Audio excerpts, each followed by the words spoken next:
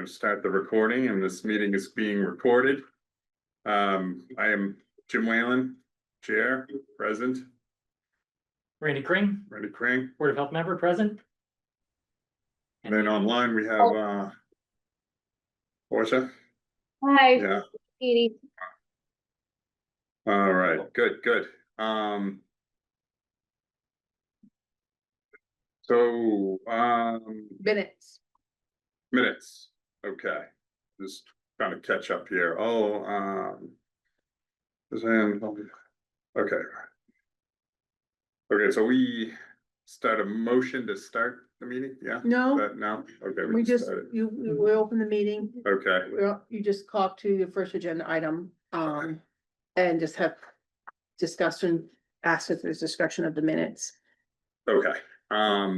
So any discussion on the minutes? Anybody have any issues? Made with it? some edits that were incorporated and looks good to me.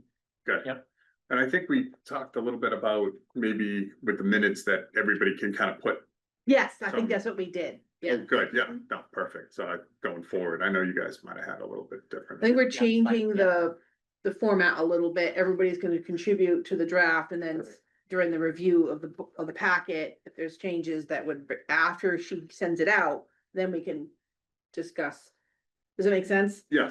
So she'll send out a draft, you can all review it, and then once the packet's submitted, that it's like, she can't edit after too many times, right? Right, But once it's too much, but the draft will be subject to feedback for a period of time, and then once we post the packet, usually at least 48 hours or 48 business days over a weekend. We always usually goal is to give you a weekend to review the packet. Okay. Okay. excellent. That's kind of what we worked out, is just a different style that Jim would like to entertain. Prior to you being the chair, we had one lawyer, to be named unnamed, who was very, very detailed with the minutes, so he always did the edits. It wasn't always the chair, so it's just a little bit different style. Gotcha, okay, Okay. yeah, sounds good. So, do you want to move to approve the minutes? At this point, I would move to approve. okay, do we have a second? Seconded. Excellent, okay, so I guess the minutes are approved from our May meeting. Well, you should vote. Oh, okay, Uh, so, yeah, I guess we'll have a vote on. All in favor? minutes. All in favor? Aye. Aye, Great. Hi. okay. So I guess that takes us to our first agenda, which is the 874 Barrett's Mill Road, subdivision discussion. Yep. With Patriot Engineering. Is there a representative from? Yep, they're Patriot here. Engineering? This is our potential definitive subdivision at 874 Barrett's Mill Road that is here tonight to present their application. The board reviews this type of application and sends I usually draft a letter if the board approves onto the planning board with the Board of Health's recommendation and with conditions. So they're here. I have no objections to anything that they're presenting. Great. Mr. Chair, I'm happy to run everyone through it real quick if everybody would like. With your go ahead. Sure, that'd be All great. right. Mike Novak from Patriot Engineering with me tonight is one of the applicants. Well, I'm not sure. Albert, you're here, right? I am, yeah. Okay. But I'll run. They're online as well, but I'll run through the plans real quick and see if there's any questions, comments, concerns. And hopefully I can answer any issues. I will share my screen. Please let me know when you can see the plans, and I will go ahead. Looks good. All right. Again, this is as stated, a subdivision at 874 Barrett's Mill Road, identified here in the middle, highlighted. Barrett's Mill Road runs into to the west, the Concord Turnpike traffic circle rotary. I'm sure everyone's familiar with. Again, I believe one of the prison properties is here as well, just to orientate everyone. Barrett's Mill runs along until it intersects College Road. We have an existing site that's approximately just under 10 acres. It accessed Barrett's Mill through this smaller sort of pork chop shape. So the front end of it is here. It's cut off and sectioned. So you can see we have our frontage right here. There is an existing drive. It's a mix of gravel and dirt. And then it does come in to the site as it opens up with a little bit of a paved area. We have an existing single family along with a couple outbuildings, larger garage type buildings, and then a mostly clear site. To the west, north, and east, there are pockets of wetlands along this sideline here. There's another wetland that traverses the property line to the north. Then there is a section of sort of an upland that is not wet, and then there's another wetland on this side here. Full disclosure, we've gone to one meeting with conservation. They're reviewing the wetland line now, so we expect that to be part of the approval process, that the wetland line will be agreed upon at the next meeting. We are awaiting our first planning board hearing, which we believe is later in July, that we plan on attending. So what we are proposing is a 4-lot subdivision with a cul-de-sac road. The road will be graded with a high point at the front. Sorry, that's the landscape plan. So the road will be graded at the front. Everything will drain into the middle. And the cul-de-sac will then be brought to a higher elevation and then drain again to the middle.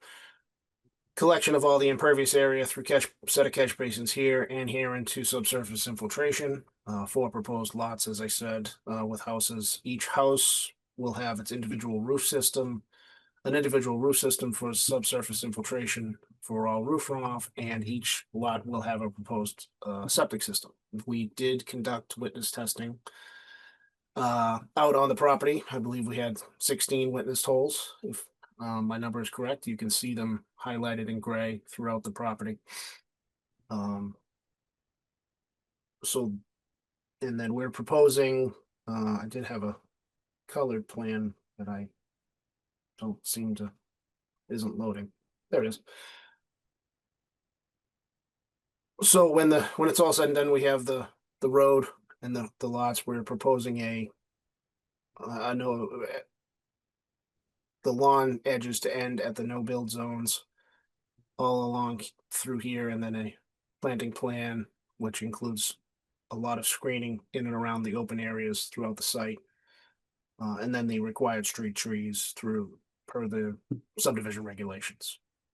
That's essentially what we're proposing. So at this point, it probably makes sense to give it back to the board, see if there's any questions that I can answer. Melanie, can you just clarify what required this to come before the board? Can you remind me, is it any subdivision? It's a state law that Okay. all the subdivisions, last month we had a preliminary one. Right, okay, But a definitive subdivision is the Board of Health weighs in on the relevant information, usually on-site wastewater. If there was I don't believe is proposed to have well water and suitable for development for residential or whatever the use for a subdivision is. The board has state responsibility, I guess, to weigh in on that. got it. So anything over a single house development? Correct. Gotcha. Last month, I think if you recall, there was a preliminary subdivision for a 2-unit. This is a 4-unit subdivision. They did do on-site soil evaluations. The soil was suitable in most locations. I think there was at least one hole that wasn't, but they found suitable material. Great. Any specific comments or questions, I guess? I don't have any in particular at this point in time. And the wetland areas are all being managed appropriately? Correct. They have to provide setbacks and approval from the wetlands. That's why they're going before conservation and have to comply with setback. If I may, there's actually three notice of intents in one for the subdivision itself and the roadway, and then lots 1 and 2, you can see do have some encroachment into the buffer zones, so there'll be 3 actual filings with the Conservation Commission, so plenty of oversight from their end on this one. Is it less than 50 feet though? I'm sorry? Is it less than 50 feet that you're proposing your on-site wastewater systems? Less than 50 feet. From the edge of the wetland? Oh, no, not the subsurface systems, just general construction in the buffer. As you can see, the houses and some of the driveways, and we're actually gonna revise this driveway, so it's not as close, but I believe. What's your setbacks for your proposed on-site wastewater? Yeah, you can see that we've put them all outside of the 100-foot buffer. There you go. Great. Yes. And currently it's a vacant lot? Yes, well, no, technically, there's a single family house at the front. Right, okay. Here, It- right here is a single family. There's a smaller outbuilding, a large kind of shed barn, and another smaller garage on this, and then the rest of it is essentially open space. Open space. And that existing home's gonna stay? No, nothing will stay. No. Everything, Got it. It's very limited trees. It's a fairly open field. yes. How many, you mentioned it, but I just want to make sure. How many acres is each lot? Each lot is floating around. Well, this lot over here is the largest, probably at the 104. So I could do the math real quick.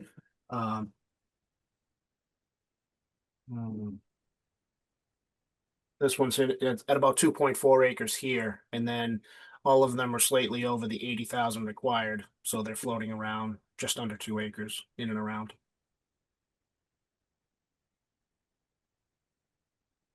I don't have any other comments. Do you have any other comments or concerns? I would move. I to don't approve. either. Okay. Do we have a second for approval? Oh, did you first second it? For a second, okay, so we'll take a vote, all in favor? Aye. Aye, Aye. okay. Give me I guess, having Mis- very Oh, late. Mr. O'Peak is on here. Yeah, no, I am. I just joined. Can you hear me? I apologize.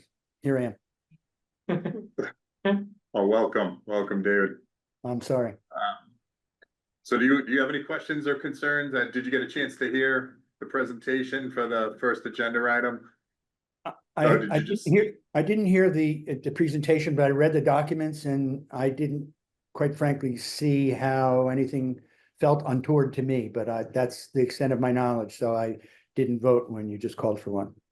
Gotcha, okay. Do you have any questions or anything about it, or you feel free? No. Okay, so I guess the motion carries. And that's it, yeah.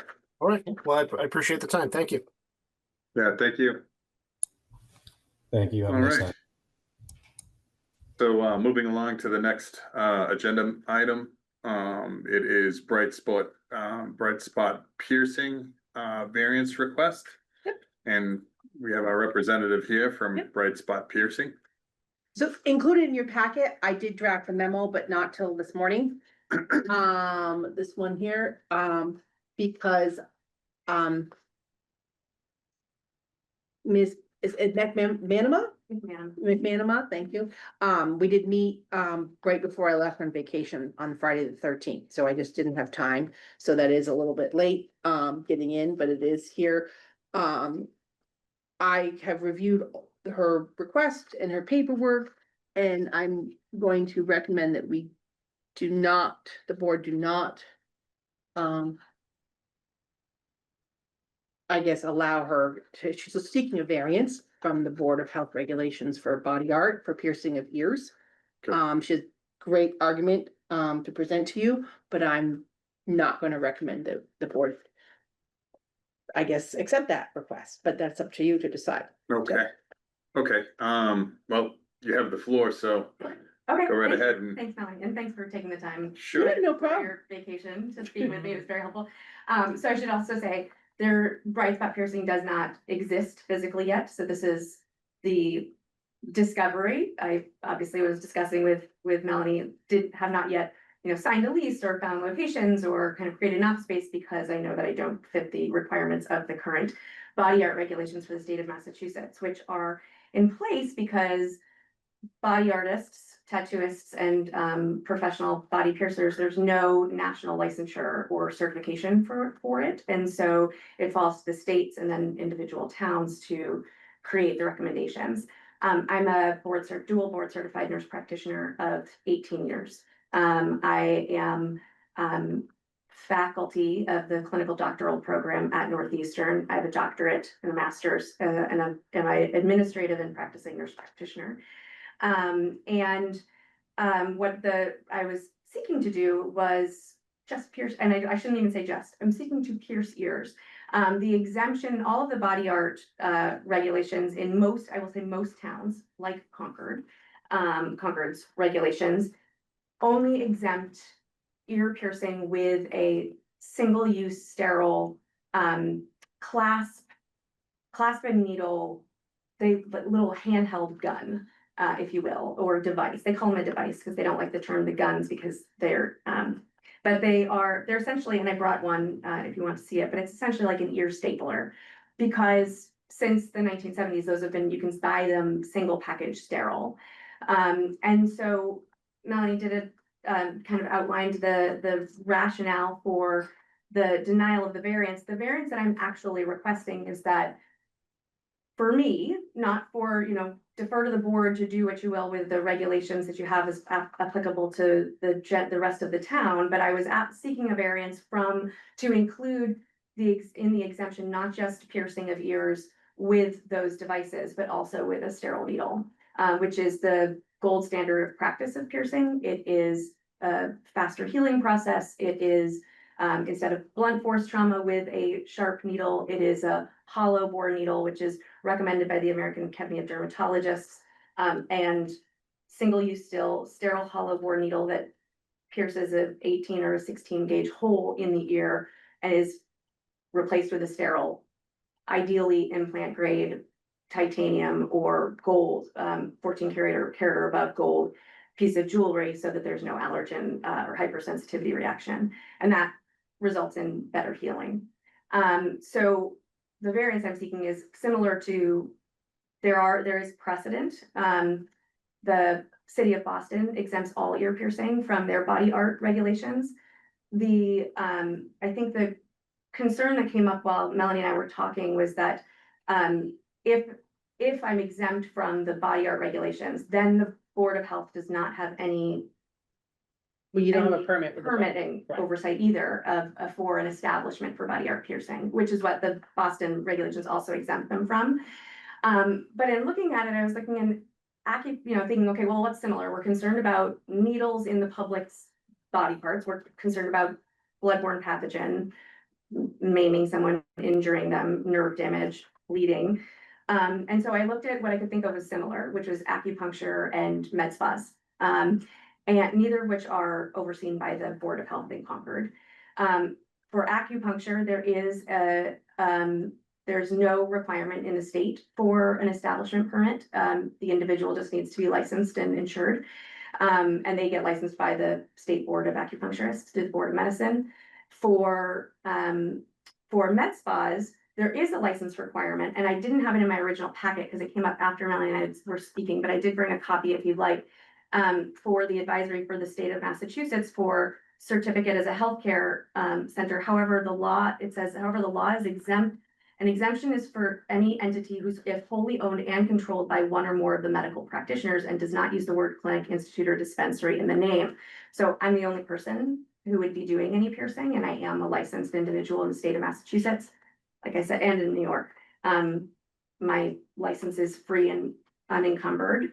I did bring, while I have, basic sort of online training, and I have pierced ears before in clinic many years ago in New York where I practiced for the first 6 years of my professional career, and then I've been back in Massachusetts since 2011. And you know, pierced ears for friends and family and the like, because people don't want to go to the mall to go to Claire's to get their ears pierced with a piercing gun in the middle of a retail store.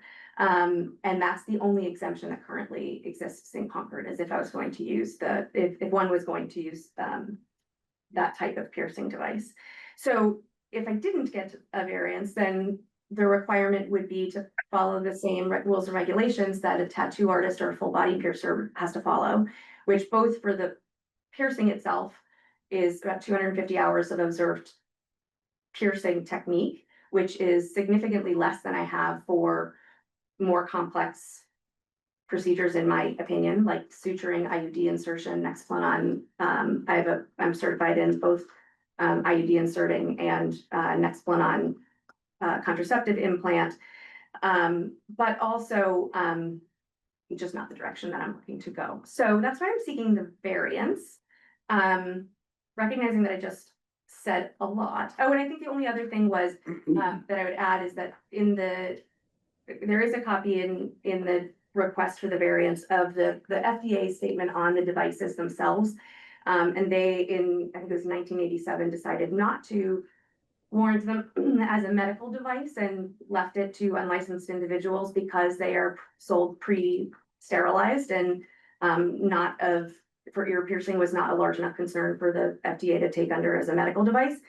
As I'm sure the clinicians in the room know, there was a time when everything that we had needed to be autoclaved and sterilized individually. And now much of what we purchase in clinical practice is pre-sterilized and single use, including these, the needles that I would use, as well as the jewelry. But it can be purchased pre-sterilized and can also be secondarily either steam or high heat sterilized secondarily. So I am certified. The other requirements I do meet that in the regulations. I complete in my full-time job as I'm a vice president of clinical operations for a national primary care company. I work in collaboration with our credentialing departments and clinical quality departments, and I oversee our primary care division. And I'm also a practicing nurse practitioner. I think with all of those combined was the rationale that I was seeking and hoping to be awarded an exemption. And happy to take any questions and appreciate the time and appreciate Melanie's perspective as well as the director of Board of Health. Thank you. Yeah, very informative. At this point, Melanie, do you want to kind of just So give us your perspective? so my perspective, I listened, reviewed all of Megan's credentials, her outstanding expertise, if you will. And we originally discussed two paths, right?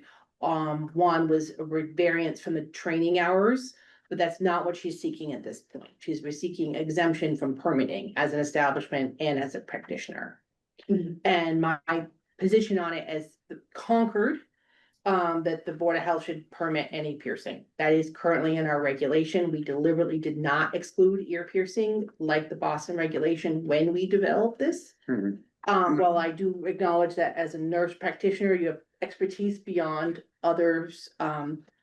And many accounts of piercing of ears is simpler than and lower risk than other body parts. I still feel that a Board of Health in Concord should have a permit and for establishment and a practitioner of that practice. That's my position on it. But What's the yes. do we know do we have any data on like the risk of health for ear piercing? I mean, I'm assuming the big risk is just it getting infected. Like what I guess my question is from a health perspective, like what's the biggest concern for ear piercing as someone with multiple ear piercing? I mean, I think it's like any other use of needle, like, okay, Okay. it's a risk of, it's not as significant as other body parts of infection, and you can recover from the infection. But I do think, I mean, It is, yes, it is I not. guess it's- I'm saying, don't is have it data. lower risk than, I have no idea, I don't have a tattoo. Is it lower risk than tattoos? I'm assuming, yeah, probably. I would say yes, from my review, this, if I may, from my review of this, I did have a conversation with the owner of the local tattoo parlor as well. Thank you for his name. We had a really nice chat. Yes, I do believe so. There is for ear piercing, I think for two purposes. One, there's no major arterial branch going through the ear. There is innervation, there's nerve endings, there's no major branches of nerve going into the ear. It's a single sterile needle being passed through the soft tissue and then out and then replaced with another object that is sterile, as opposed to the breaking of the skin and inserting a liquid that will kind of stay there and kind of repeatedly over and over again cause the trauma, the superficial surface of trauma.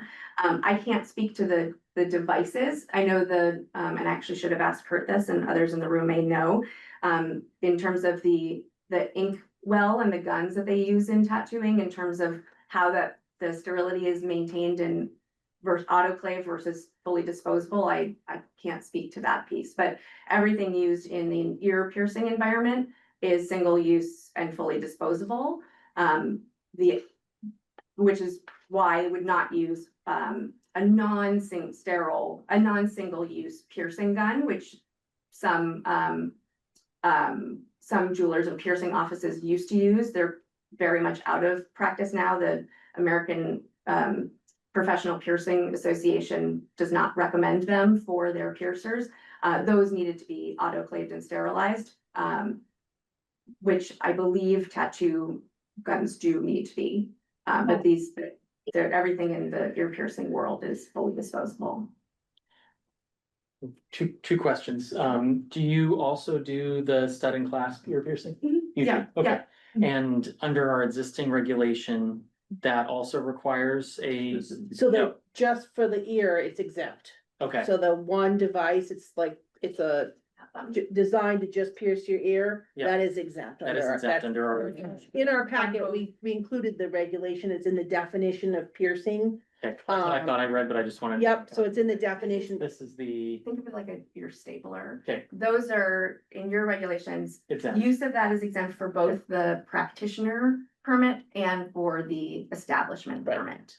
Okay, And then whereas this is the equipment for ear piercing for a hollowed needle, so a sterilized piece of jewelry, those are implant grade titanium. Mhm. And then a sterile 18 gauge needle, and then optional, I do use them because they protect you from a needle stick, but a disposable receiver tube, so that's what goes on the back of the ear to catch the needle, Mhm. so that you don't poke the person in the neck, and also so that you don't poke your own finger.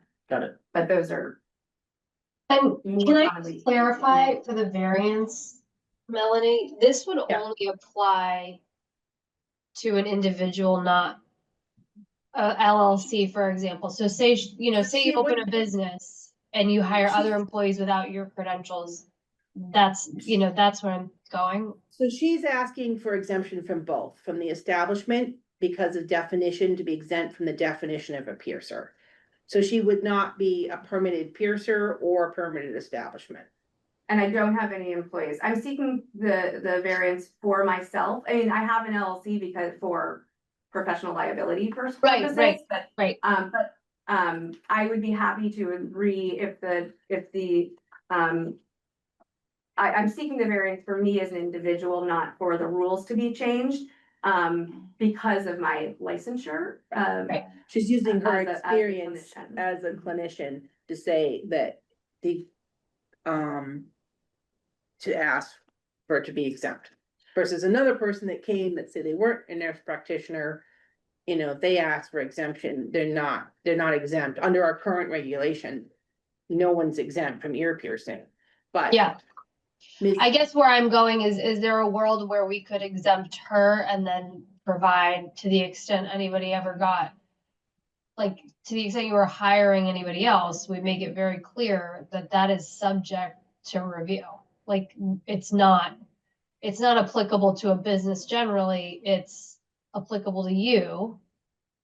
And Right, then and to I the wouldn't go and, extent like, you're, 5 individuals start piercing underneath me, yeah. right, that's a very different scenario.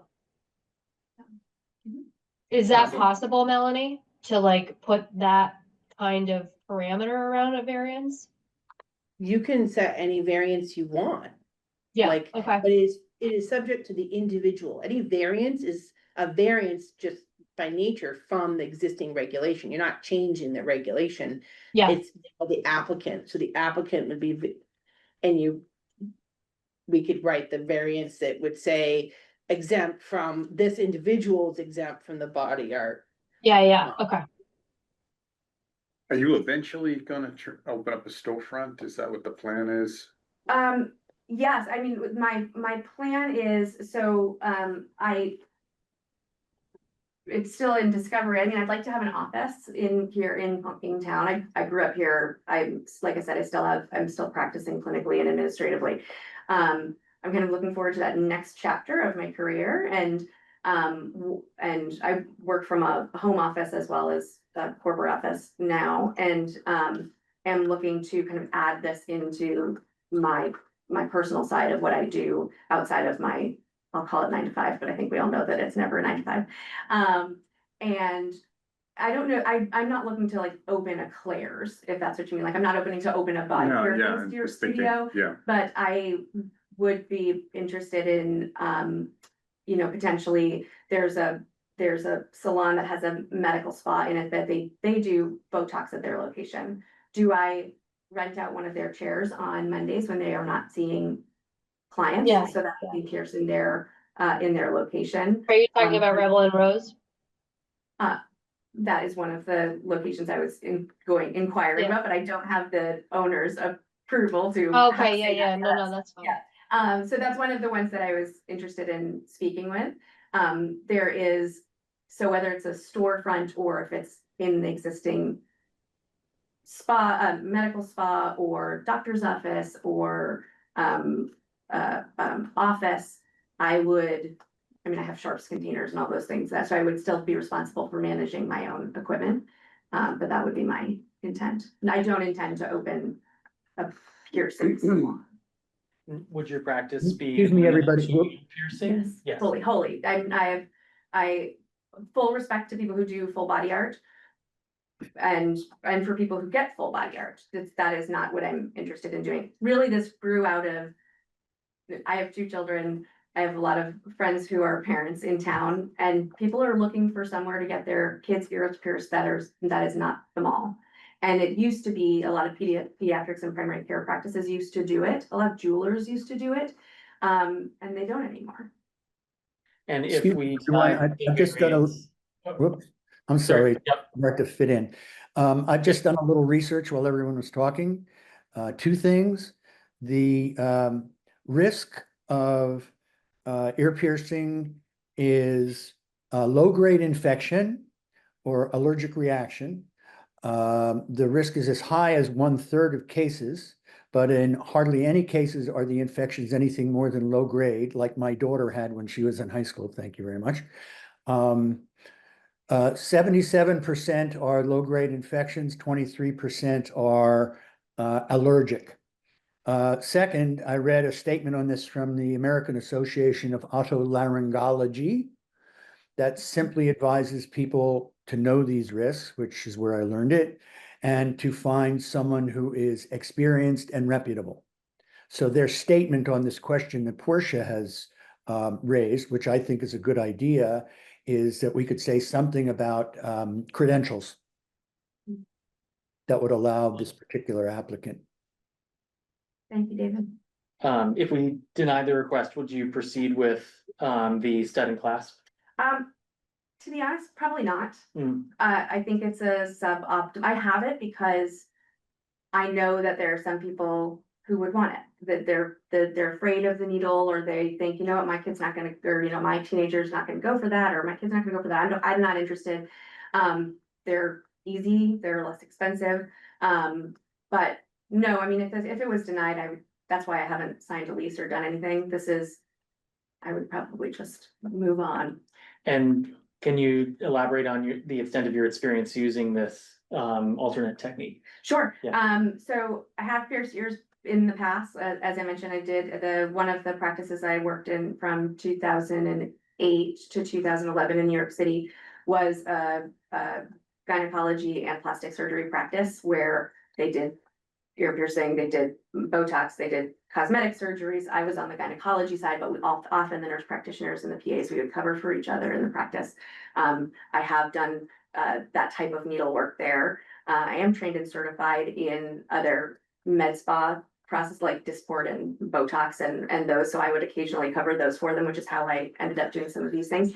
And as I mentioned, pierced, I'm one of 5 girls who we all live here in town, and I'm the only one who has a nursing background, so I am also sort of our familial designated piercer.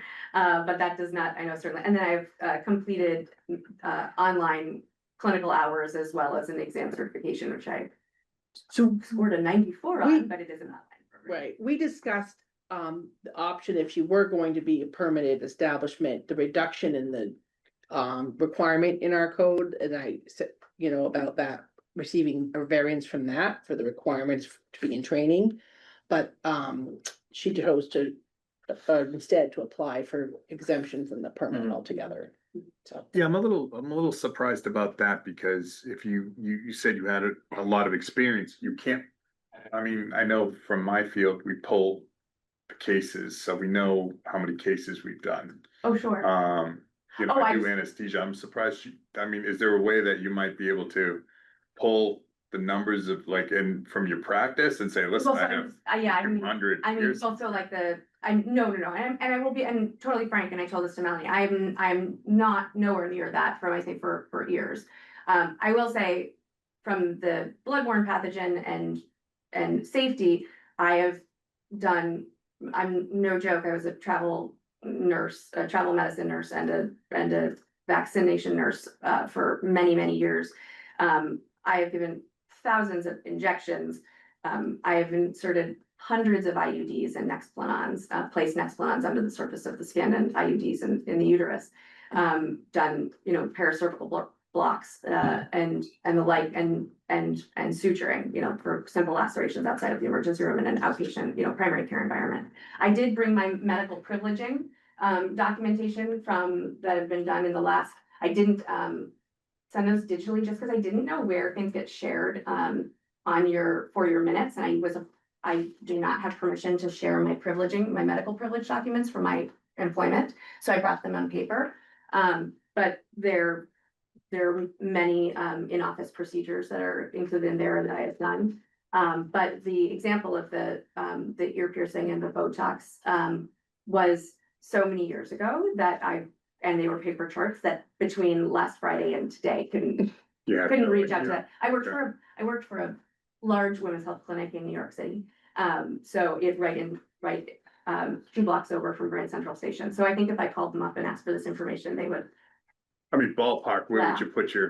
where would you put your experience for piercing? Like if you had to say, you know, okay, you know, where would you say? 50? I'd say 20 to 30. 20 or 30? Yeah. In what time frame? In the last 18 years. More recent, I mean, I've done more recently, like I said, just because I've been brushing up on skills and took that, you know, an online training and exam course, and did that. And so I've done a few more recently, as recently as in the last few weeks for family members. One of my sisters let me do her double and triple piercing. Yeah, no doubt. I guess my concern, I think somebody kind of mentioned it a little bit earlier. I mean, there's no question that you have like unbelievable experience with sterile technique and the whole thing. I'm just wondering if you were to go on and we were granted to you, and then, you know, you did hire someone or you teamed up with somebody. Yeah. And then they suddenly were like, well, let's do the tongue, or let's do the, you know, or, you know, the nipples or whatever. Mhm. And then, you know, maybe you wouldn't do it, but maybe the other person may, and then we don't have, from a board standpoint, if somebody does get injured, Mhm. Now we don't, well, you're not really permitted, we kind of gave the variance, the whole thing.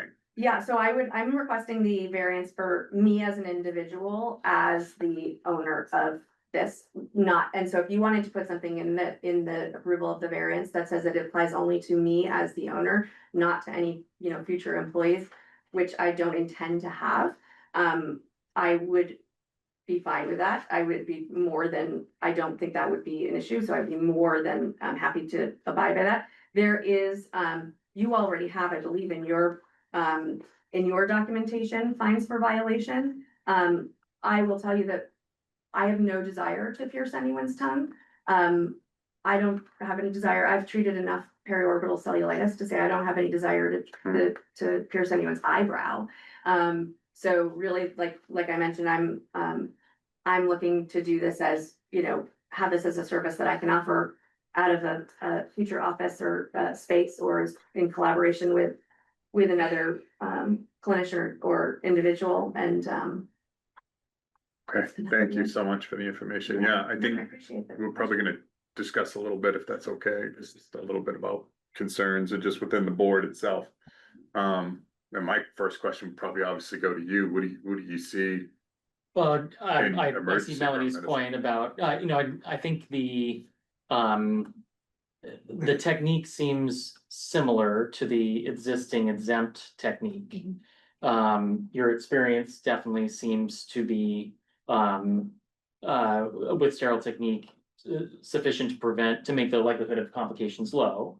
But I think the biggest issue is kind of what Melanie gets at on on her memo to the board, is that, we're sort of sidestepping or undermining our own existing regulation by providing this variance. I think there's an argument to be made about making it a variance with very limited or very strict kind of criteria, limiting it to the individual and Meaning with this type of right, experience. but I actually did want to ask about the existing requirement for a regulation for a body art practitioner. Well, can you give us a little, remind me what? So it's the same yes. as across the board. Yeah, so, Um, and that is it? So body art being a tattoo Tattoo, artist, yeah. or we set our regulation up as to pierce anything. Right, But not every, and there's limitations Right. in the definitions. And it has with it licensure, training, and hours of apprenticeship, right? That, maybe like we gave a variance, remember, we reduced for just the people doing, semi-permanent makeup, we made it Mhm. less hours. Mhm. Because of the specific and but, not as detailed and more, not the whole body tattooing, similar to that. But we did not specifically exempt the ear from piercing like the Boston, regulation does. So the Boston regulation, In its Exempts- definition, it says ear piercing. per is a se, technique. ear piercing of just the ear is exempt from piercing by definition. And for me, it's not, it's practitioner, but also the establishment. So then there's no inspection of the location. Mhm. Where is this being done? Is there adequate lighting, sanitary, floor sinks, like the whole deal? There's none of that either. So if we grant this variance. Then we then don't there's inspect the nothing. establishment either. I think that's a big So concern. for me, Yeah, 'cause you I got just, unbelievable that's experience, but a driving factor for not that I think she's qualified, I think more than able to do it safely, I'm not concerned. I'd be more inclined, I would support a variance from the apprenticeship to get a permit. Yeah. Based on what, she communicated to me about like her experience and, she hasn't done a lot of hours of apprenticeship, but based on the medical procedures and that, would be more comfortable. But I would still desire to them to be permitted and the establishment to be permanent. That's my position, but it's just my take. You're the board, you get to decide that. seems like if you're going the more You know. medical route, which sounds like you are, I My would my say- only two cents here as a business lawyer is like, and obviously I'm not a I don't have any medical background, but I do want to be mindful from like a risk allocation perspective. I see this as like a fairly low risk business to the customer, right? And like our job as the Board of Health is to protect, you know, folks in Concord who may or may not come into contact with health concerns. I see this as a low risk, and candidly, like knowing as someone who went to the mall and got my ears pierced and like know that people go to the malls and get their ears pierced, like I do think it's better to go to your pediatrician. I also had a conversation recently for my daughter about going to the pediatrician. They've stopped doing ear piercing. So like I also want to be mindful of the fact that like this is a new wave of entrepreneurial activity in the Botox and like med spa space, predominantly with women. So like I think it's a great idea, and I know that they're sprouting up all over Boston. So I candidly am in favor of granting a variance with the parameter that it's limited to the individual and a strict notice requirement to the extent that it goes beyond the scope, originally described, right? But that's just my 2 cents, in I would terms of the add to- risk. May I add to Portia's perspective, which I think is wise, that we as a board I take this personally anyway, weigh how much health risk there is to what we regulate in the name of public health. Yeah. And the statistics on this are pretty clear that this is minor, way minor, way minor. There are also, and the doctors will know this, various different microbiomes on different parts of our bodies. And the risk of infection from other piercings in other places, eyes and tongues and noses and blah, blah, blah, nipples, are different. This one seems to be, from the very brief research that I've done, pretty minimal.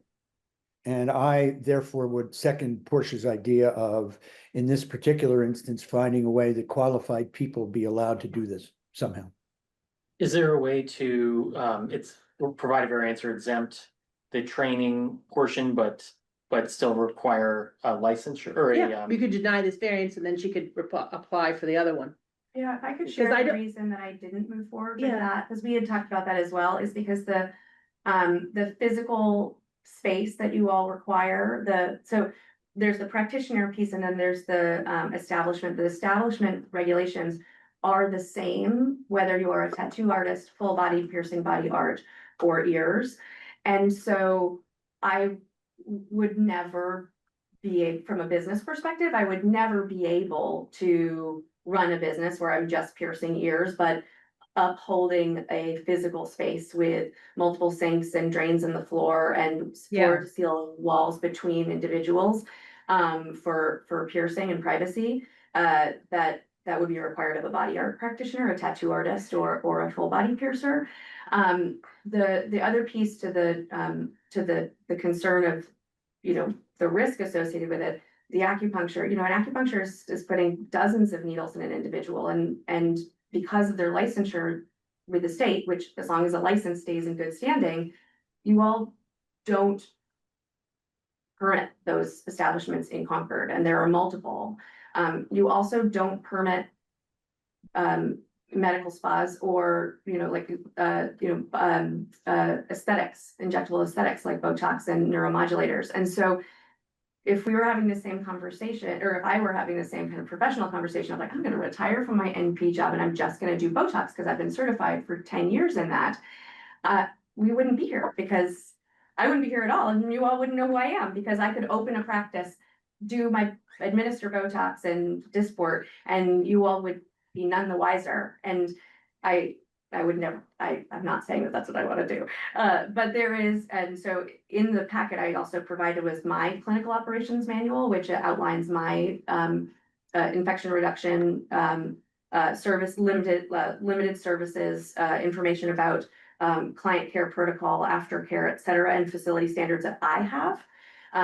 But that would never meet the requirements for a tattoo shop, because it's just, those have you know, I So I don't, guess what. I don't think like- that's yeah. accurate, though. I don't feel like that statement is an accurate statement, what, that they're the same? that you wouldn't, anything you would propose wouldn't meet it. I'm not sure that that's an accurate, you know, we're not asking you to be a tattoo parlor. Oh, no, I'm just saying of the way that they were written now. The reason I didn't ask for just a variance in training and not in the establishment was because I couldn't meet these I couldn't rent space and operate a business that would pay the rent off the regulations that you have them right now for body art. So I guess I just wanna make sure that, you know, you would be doing this practice in a place that meets regulations for the establishment. So where are you planning to do this? I So know you don't there know yet, are but- no, right, so there are, so I've written them myself and you have a copy of that because there are no requirements for an establishment just for piercing.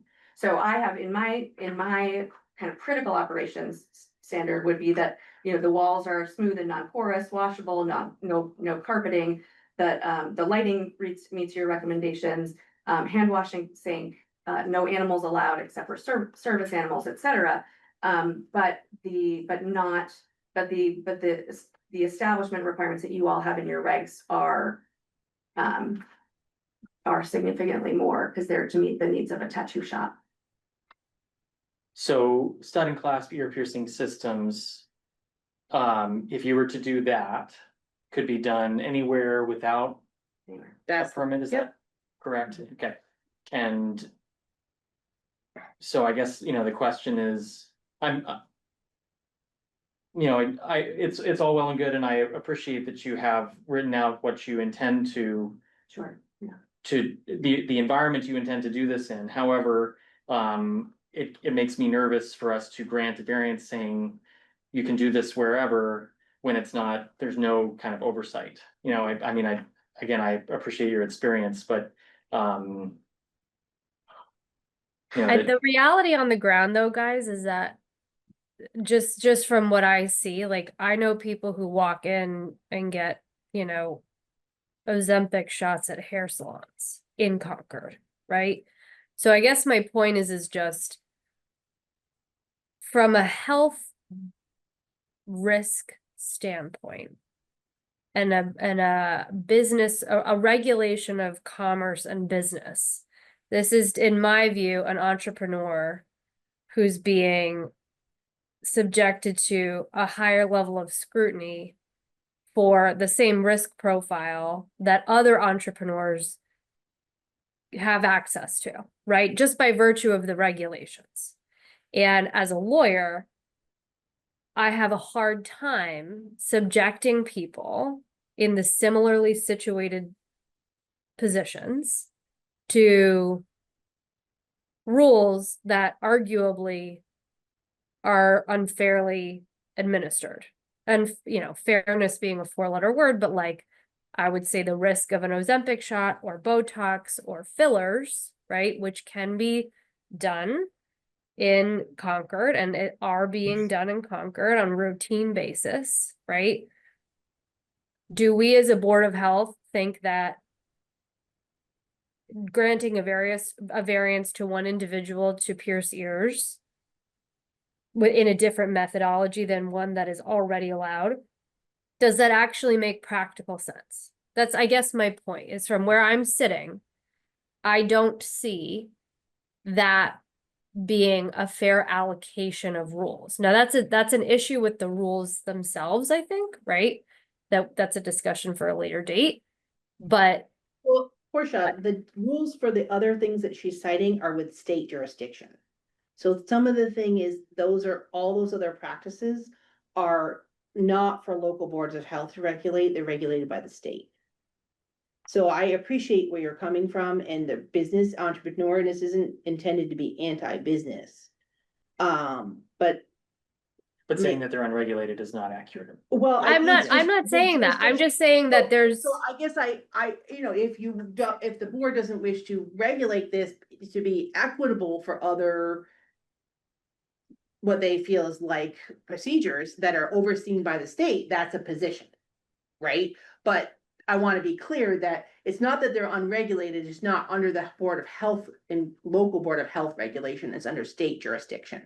And I just wanna make sure that that's like, If I could, if I may, respectfully though, the facilities are not. So the facilities are for the med spas, the facilities, the permitting of them, if the individual who is doing the service is the owner and sole proprietor, or is a group of licensed within the state providers, they are exempt from the med spa licensing of the facility, because there is what I was reading on the Massachusetts website for piercing was that a lot of the template, the boilerplate that many towns, including Concord, have built off of, is because there is no national license and certification for the tattoo artists and body piercers. But the state goes so far as to say for the med spa that if it is a licensed practitioner, physician, advanced practice provider, that is operating it, that they are exempt, because there's an expectation that an individual who is maintaining their license and their board certifications and are still in good standing, there is a code of ethics that goes along with that you are doing the right thing. That you are not piercing people's ears in the back of their car, that you are not injecting Botox or doing fillers in a barbershop seat while somebody next to them is getting a fade. That it is in a clean environment.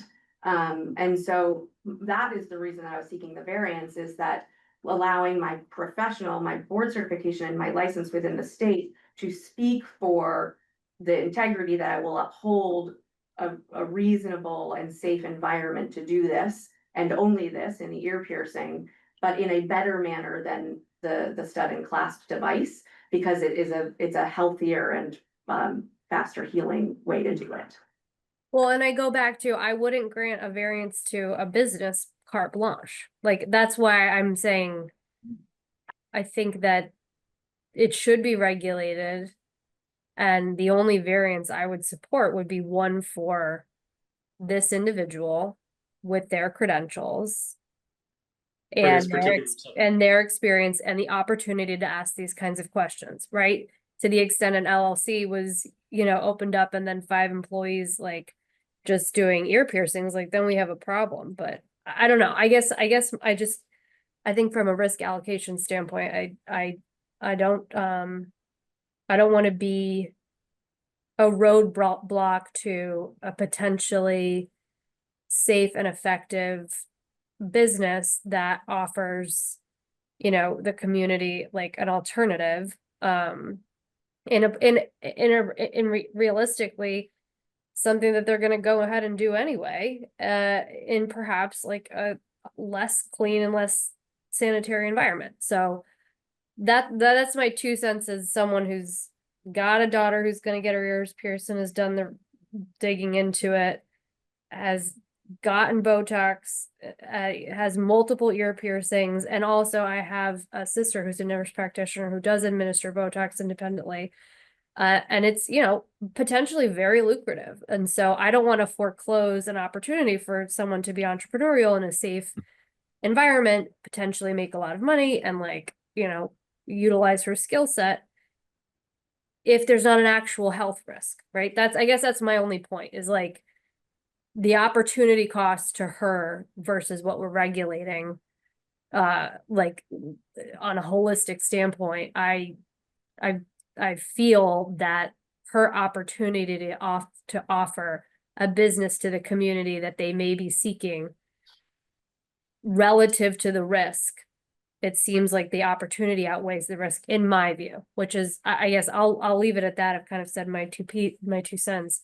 I would support a variance for her individually with, strict parameters, that it's limited to ear piercing. And if we want some kind of notice requirement as to where she sets up shop, like that makes sense. But I just don't want to deny it outright in the event it's, a potentially successful, safe business. I'd like to second what Portia said, but from a different perspective, if I may. Am I on? Yeah.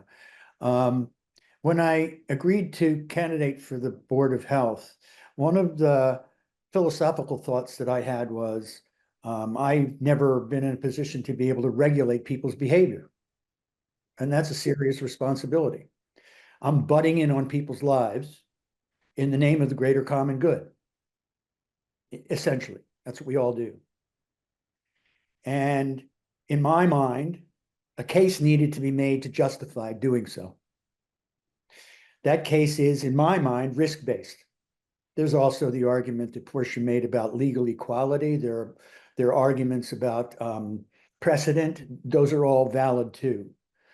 But from where I was coming from, and this raises that, a case needs to be made that the public is significantly enough risk that we need to step in and regulate people's behavior.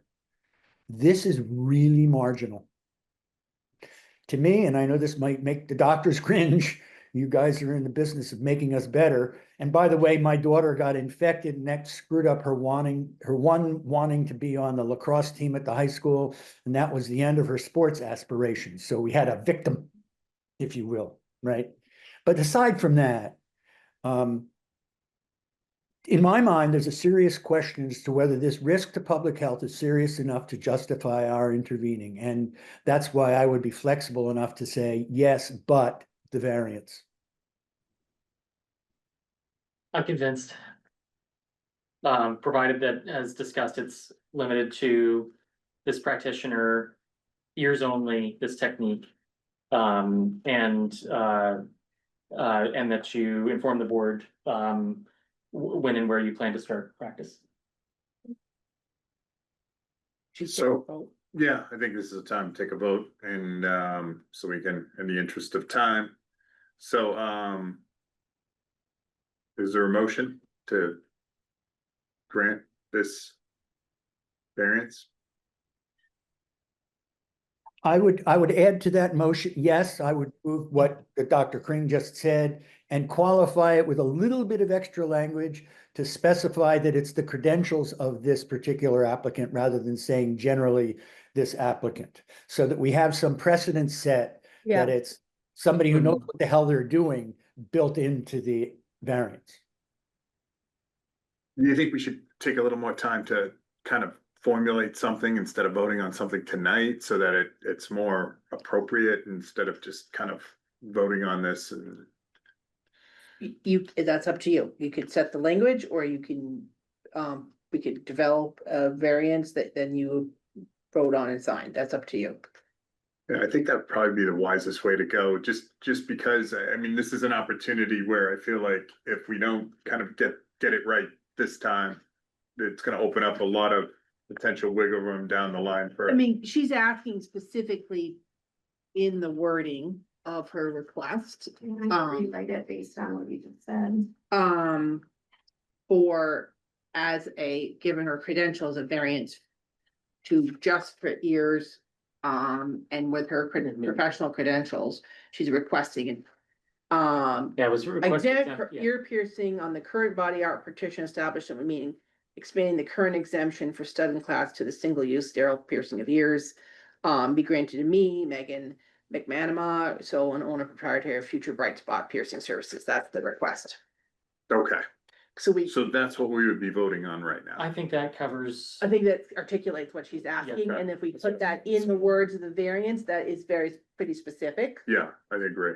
Okay, Yep. And then for my piece, just so I understand what happens with the variance, so, I assume that it is, I've notified the board if for any reason my license is not, clean and unencumbered, but is it attached to?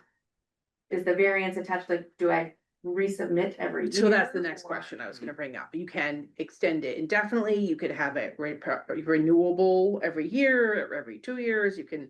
Most of our variances were renewed every year. Sometimes that becomes a little cumbersome. Because people forget to renew and we Yeah. forget to remind them to like an renew. undue burden. But it can be subject to complaint or review or some wording like that as well. Yeah. Um, I think that's up that's to the- that's up for probably the your way to vote. go, with, subject to review upon any complaint or any other issue. Cause I, So year indefinite seems- time, I don't, that's just, usually they have a time. But they don't have, doesn't have to. Could I suggest maybe a 1-year renewal, single time, at least, for initial discussion with, a request that you provide us with your, the numbers of people you've pierced and any complications in that 1-year period? Yeah. Yeah, so You could always next time make it 5 years, or, you or could change. more definite after the Right, first. you can yeah. decide Yeah. what you wanted to do. Sure. And is there, in terms of the numbers, is there like a threshold you're looking for? I or think is it more just knowledge for the board as to Okay. what's going on in our community. Sure, Yeah. absolutely. 30 and 18 years, No pressure. no pressure. Yeah. Is that At a rate of okay? infection, no higher than 63%. Yeah, no. Right. Okay. Got it. We're gonna be checking in with the lacrosse. team. Yeah, right. All right, so, So I would submit a motion to approve the variance as requested with the additional component of a or for 1 year with a request to receive the number of piercings performed in that time frame along with any complications. okay, is there a second? Seconded.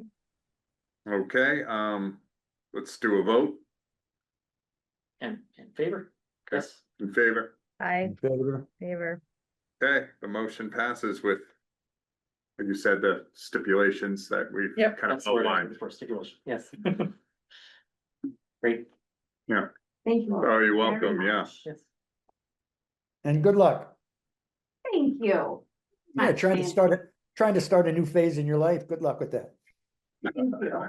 Thank you very much. I appreciate all of your thoughtful questions, everyone, and time, and we'll get to work, and I will not let you all down, so. Wonderful. Thank you. Thank Thank you.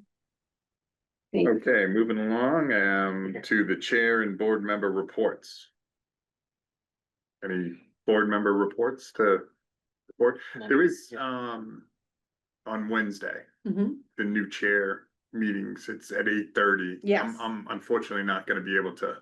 So To you make ask that. your board members if there's a substitute. Is there anybody who's available Wednesday, 8:30 for the chair meeting that might be able to cover for me?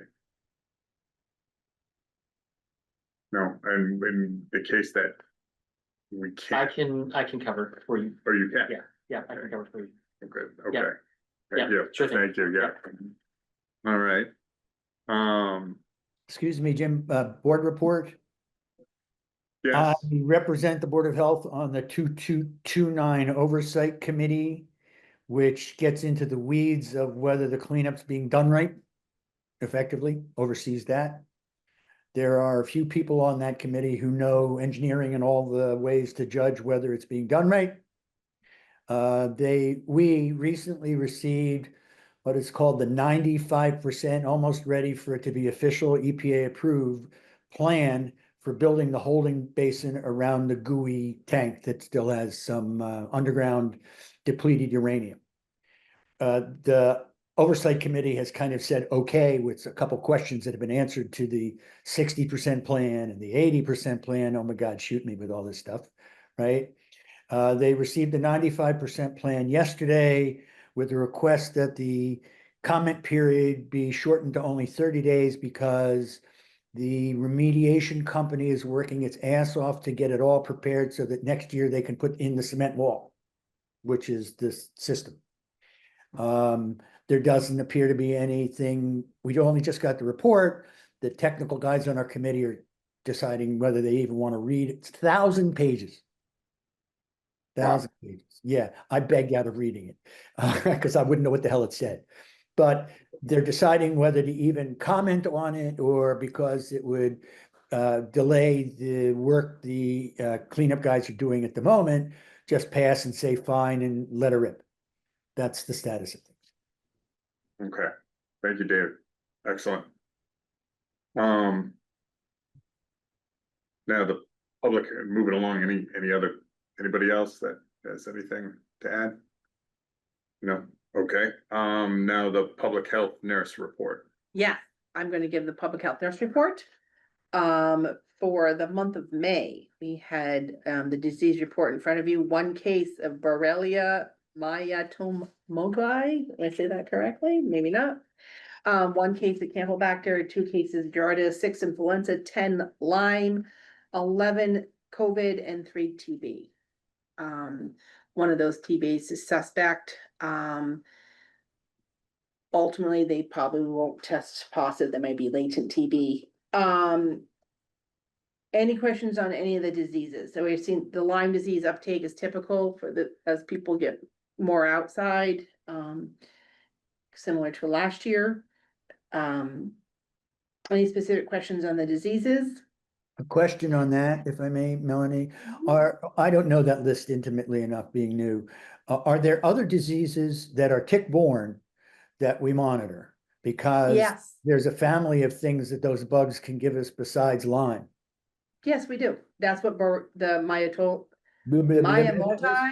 Okay, and last year we had a Powassan. There's like a half dozen tick-borne diseases. okay, so no, Did you no, did you get the annual report? nothing abnormal this year compared to that? Not yet. Did you get the annual annual report? The print book, or it's online? I think it's there, yes. I have in the section under the health department listed as incidents of tick-borne disease in Concord is 3rd after flu and COVID, combining all the tick-borne diseases together.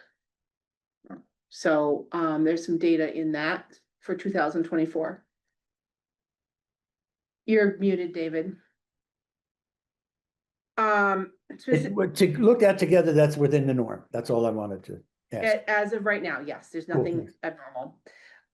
Maura gave a talk at the Council on Aging in May on ticks and mosquitoes and preparation, for this season. The Council on Aging also had a medical and medicine and Sharps Take Back Day, at the end of May. We have some mental health awareness and continue to work on May Mental Health Month at the end of May that we continue to work on. And pretty much we did a Civic Concord, and I emailed it all to all of you, the link before this meeting. We did a podcast, Maura and I, on mental health. Oh, So, the deputy town manager has a podcast, called Civic Concord that started with town meeting, talking about mental health. I think the most recent one is about MCI Concord. So depending on your interest, you can tune in and listen to Maura and I talk about mental health. It's a good time. Any questions on the public health nursing report? No. I'm gonna move on to my report. If I can. Some exciting news on the staffing front. Bethany completed the tier 2 food safety training, and Mike Funioli passed his soil evaluator this month. So that was some good training on staff. We issued 24 of the 25 pool permits in the last month and have inspected and are in the process of inspecting over 19 recreational camps. wow. As a perspective, that is about 4 times as many as any other town around us. Some reason with our private schools and this high school, Concord has a very high number of recreational camps. When we talk about it with our peers, they're like, how many? Couple of things just to note, Bathing Beach testing started the end of May, the week before Memorial Day. We start testing the semi-public and the town beach for E. coli. So there's a dashboard where if there was ever positive, we would report out. And also I posted this memo to all of you, have copies here for the White Pond work for the Sentinel new APODs at White Pond. And the work that is ongoing there to maintain that water body source. And lastly, we working and participating in the Mass municipal opioid settlement monies. So we had a training day where I talked with all other towns about what we do with our opioid settlement monies. This town is paying for the prevention coordinator with some of that money, and has our behavioral health collaborative that works to decide how to spend the rest of it. Any questions And the last thing, I guess I had this heat related, there's a lot of heat talk. The fire chief released today through the town manager's office, some guidance. But there's some flyers and information out there. If you're going to the meeting on extreme heat. It's apparently on Zoom now. Oh, that's no fun. Yeah, no breakfast. Oh, Or bring your own breakfast, I guess. that's a Right. cost cutting feature. Yeah. But there is, I guess encouraging everyone to pay attention to the heat and there's what's cooling. If people have emergencies to call 911. But that's kind of what we're working on and to That's excellent. DPH for heat advisory. Yeah. Any specific questions? The Melanie, APODs are there any are, communications programs specifically for temporal emergencies like heat or cold or whatever? Do we have any channels, existing channels where, when something pops up, it's the emergency public health alert, or I don't, that's too dramatic a word, but any sort of channel beyond kind of normal communications channels for abnormally risky events? there was a alert today through Concord at 3:28 PM, extreme heat warning, heat advisory through Concord Alerts. That There you was, yes, I think, I think the Good chief information. sent out some stuff through Donna McNamara. If you're subscribed to the alerts to the town, that said that today at 3 o'clock. That's what I was trying to say. Cool. Do you subscribe to those? I don't think I get the alerts. I get a bunch of stuff from the town, but I don't know about that one specifically. One of the thoughts I just had is calling Celeste or somebody over at the bridge and just having to put a notice in the paper to remind everybody to sign up for what Randy was just talking about. This heat I think emergency is a that- reminder to sign up. The bridge had reached out to the town manager's office about information about the heat. Cool. And I think the chief posted on their social media and we are going to repost the same information kind of thing. But DPH has some pretty good guidance for all kinds of organizations that Donna linked with some of this flyer that I had here, just about paying attention. There's some specific stuff through the Council on Aging that I sent for elders and communicating with elders with heat. But we, as a health division, do not have our own Facebook page. We use Donna and the town news and notices when we need to get information out. We just have to make sure that everybody knows that because it's a passive medium. And if you're not hooked up to it, like I'm not sure I am, it reaches nobody, but the bridge is interested in doing a story and maybe that'll be in there. So thanks. Okay. the APODs, just remind me, these are new, smaller. They're smaller, by the town that are reusable. connected, We something? purchased them, so the APODs, I think we purchased a more durable material prod that is a similar concept, but a passive collection system that collects pollen and any attached. What we've found is that the pollen, if there is any cyanobacteria, like they stick to the pollen like glue. Yeah. And so that's kind of interesting, and we then collect it and remove it from the water.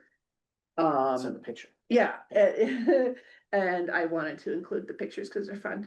But Well, it then helps. What is it, Understand 600 pounds right now or in the? we removed 600 pounds last year in Yeah. 2024.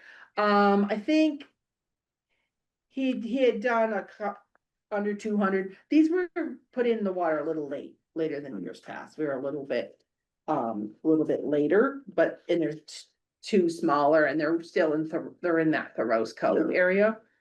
But Why do we pick that area out of curiosity? Is that where we're seeing like the wind directions? so that's the going that way? flow of the pond.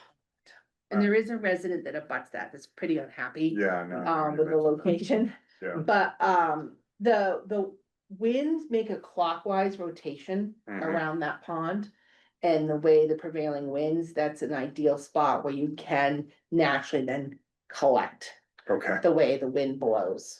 I know everything ends up usually down at the beach, the sandy beach. If you lose like a surfboard or anything, it Mhm. always ends up Mhm. down that end. Right. More than the cove end, Correct. it Correct. seems like. You mean the Sachem's Cove end? Yes, Yes, and if you live there, so you Yeah. know, it's like everything goes. It does seem to be, they can't block the fishing access. Yeah. Cause that's a state fishing, access, and that, he did try a number of other locations throughout the pond, I don't know if you remember over the last few Yeah. years, and that was the one that was the most successful for being effective. There is some neighborhood concern about the fact that for some reason, the town didn't coordinate with the feds with the Walden Pond shut down. And the fact that there's no we have no control over that. with the town. ranger, We talk about risk, they wouldn't communicate at all though? what do you mean? You're Well- talking about the beach being closed to Walden? Yeah. Yeah. Cause they overflows, obviously. You mean there's White more Pond. people at White Pond because the Walden Beach is closed? Well, I don't know if there's more people, but I think they used to have down the other, here's the problem with White Pond that is a big issue and it might affect what we do, I think, is that they used to have, it was like the Wild West down at that far end. And then they hired a ranger. And they had a full-time ranger that just hung out there and just was like, yeah, there's no swimming down the sand, you have to go to the beach end. Mhm. And then the town took over the beach and they made the ranger part-time. So it's kind of like, it opened up one area of the pond, but kind of still kept another end kind of clean and pristine. But this year they stopped, they didn't hire the ranger at all. The position wasn't funded by the budget process. Yeah, Mhm. and so now I'm starting to see a bigger influx now of people that, Where they're not supposed to be. yeah, and it kind of, in a way, it kind of undermines the town's effort to actually collect. Like, I mean, why would you pay for the daily ticket if you could go down the other end? It's like going, it's like they're charging just for the shallow end of the pool and, Mhm. and the deep end is like a free for all. But what I'm concerned about is some of the efforts, like, is, what we're doing, is that gonna be countered by, excessive, like, people urinating and defecating down that other I end? have no data about that. Yeah, there's no There's no real data. data, it's just kind of And the observation concern stuff. thing is something for the select board. Hmm. Right, like I don't have. Could we didn't make have a say. comment? Could we make a You, comment? you could as a citizen, I mean, Just as a citizen, right. we I don't mean, take a position from the board, as a board member. You can, as a board, you can make any, like, we can make a Without statement. data, I think it'd be hard to, Um, and as a board, but The yes. board has a new member. Yes. there. Lenny is a guest. I haven't, Future board member. I don't have any data right now that's showing that the pond is any Yeah, different Yeah. than it has been.